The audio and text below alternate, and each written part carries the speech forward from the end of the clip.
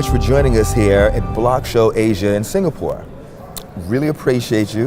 You got off the big stage talking about investments, right? It's my the pleasure future. to be here. Talking about, what is one thing you want to bring home to the audience that wasn't out there, right? To the BlockShow and Cointelegraph audience. What's the one thing you want to hit home, and the one thing that you want to share with them as well that you learned? Yeah, well, there are actually quite many things to think of. Okay. But one of the things that I actually also mentioned at the stage is that I believe a new version of merger and acquisition is up in front of us. People talk a lot about STOs nowadays and stuff like that, but then I think in a more practical way, I'm really pushing for merger and acquisition for next year. Okay. And the reason why I see it is that back in the days, for last century, even, merger and acquisition were done through equity. It's a lot of paperwork. It's very hard to go cross borders and stuff like. But what do you get by the end of merger acquisition? Besides, I mean, the whole thing you want is synergy. That's one. But behind synergy, there's always interest. Right. So it's interest alignment through equity. You guys share the same equity right now, so you are on the same boat. Therefore, we work together trying to make the best out of it. Right. And now we can do that with tokens. We share the same token, code, ticker, without touching the equity. Yep. It's liquidable. It's transferable. Okay. It's cross-border. It's cross-industry. So this is what we're doing right now. Actually, as a matter of fact, as JRR, that we actually have a project that I'm also pushing right now. For the sake of it, we believe that's going to be the future. Because, well, we have a project in Vietnam, Indonesia, and now try to make these two companies talk to each other through all this equity. It's going to take you half a year. It's impossible, right? But then whatever, if they also have, both of them has their own apps. We reformat into dApps, put tokens into it. That's how they're supposed to run it.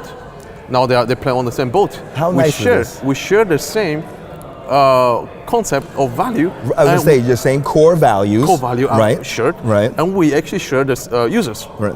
Now I can sell products on both platforms using the same tokens.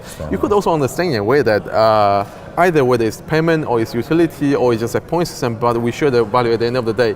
It's like, in some of the countries in states, I mean, in North America, I believe Belize or Puerto Rico, they use USD. Right? Yeah. Even though they're two countries. Right. We are actually talking about the same thing. We're using the same common interest through different regions of different products.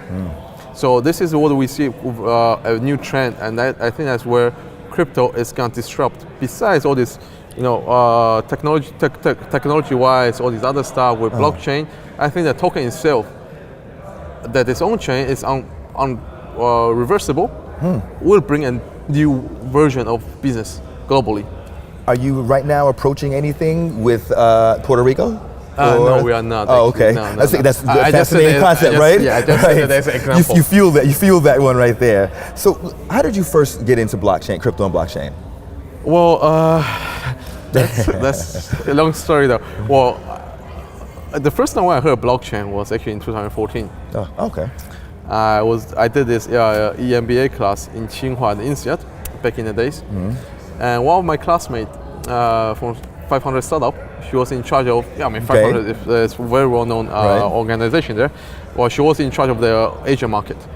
She was our classmate, and she was telling us a lot about blockchain, about Bitcoin, asking us to buy.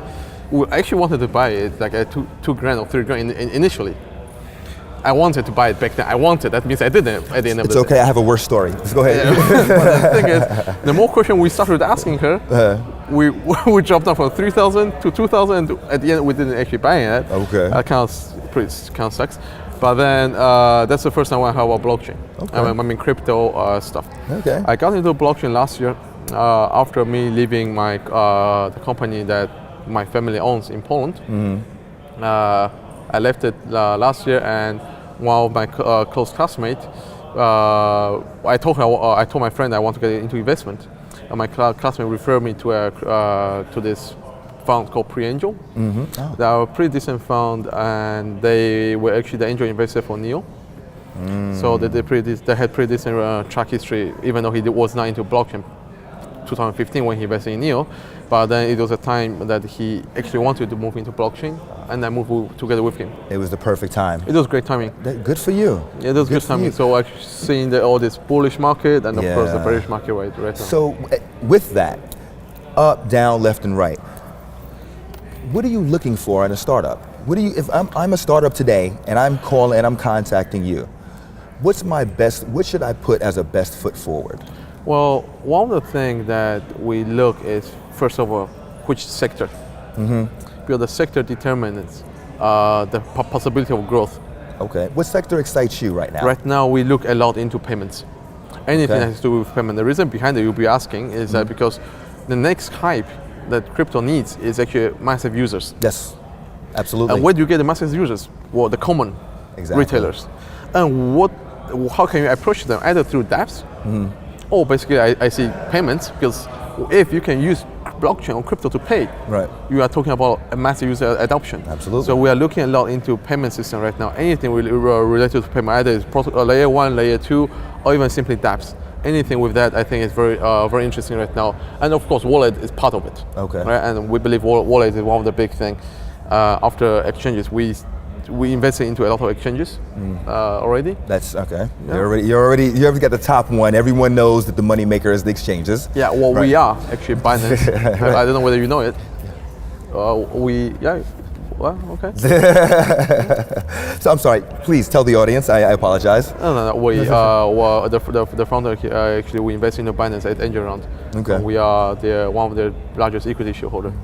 So it was a good time. And it was great investment, and after exchange we look a lot into wallet and payment system right now. Really? Yep. Okay. All right. We'll make sure that how can they contact you? Well, they can find us through the JRR Crypto website, jrrcrypto.io. Okay. Fantastic. Thank you so much for joining us here.